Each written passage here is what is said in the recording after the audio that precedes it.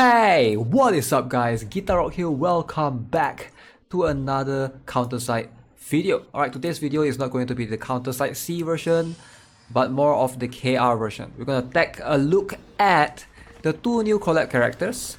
Actually, was there only two of them? Wait, there was three of them. Sol Badguy as well. But unfortunately, I can't look at Sol Badguy because you will need to purchase the Battle Pass.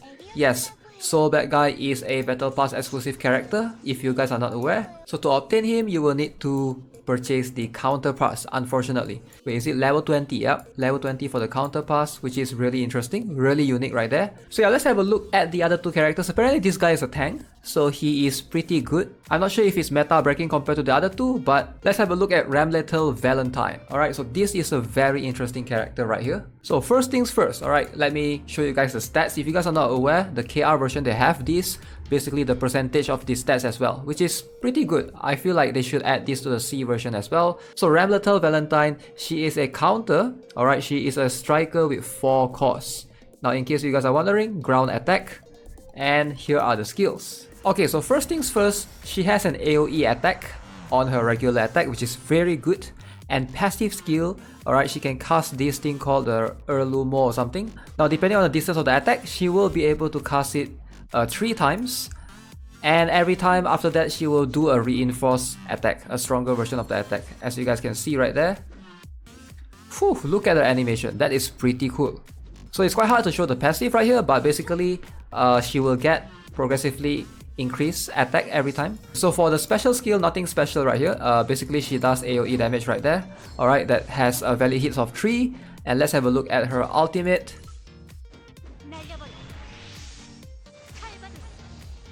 Alright, pretty cool, pretty cool. She basically does more damage based on the targets that are in the range, and if you're outside of 13 meters, it does no damage.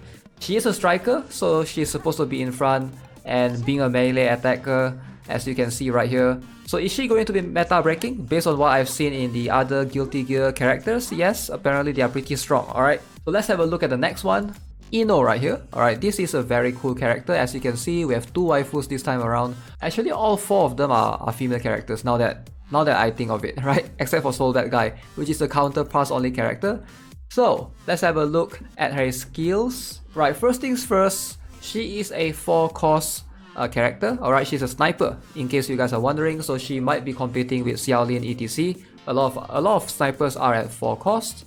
And she can hit all around attack, which is very good for a sniper, right?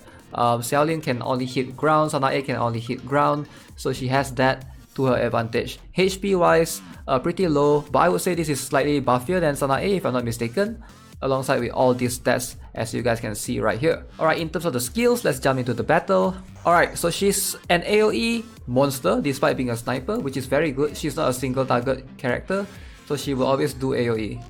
So that's her special attack, as you guys saw. So this is how her attack animation is like. I would say that's pretty cool.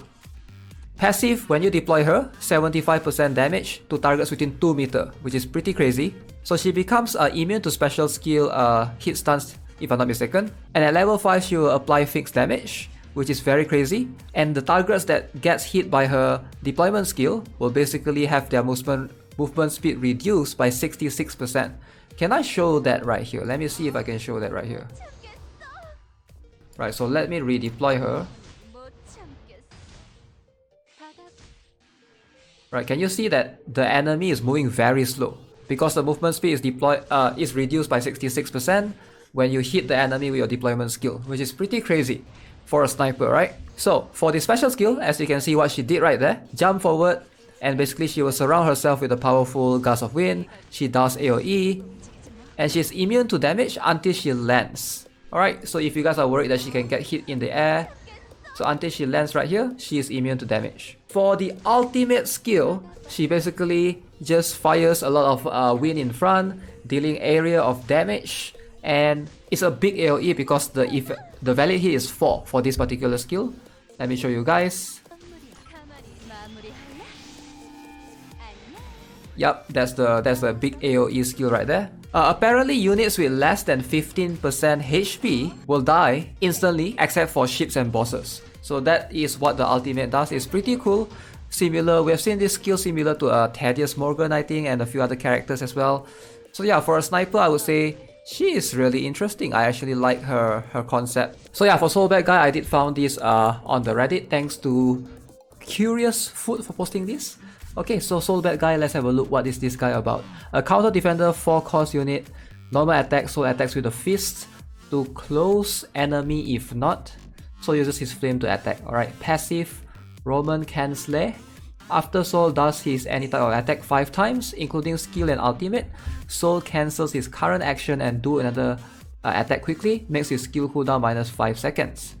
So after this particular skill, Sol will taunt all enemies, and Sol makes slow to all taunted enemies speed by 30%, reduces their attack by 30% as well. Special skill Fafnir. Okay, so AoE damage to front, and basically Sol gets the damage reduction by 30% and immune to hit stun from special or normal attacks. Lasts for 8 seconds.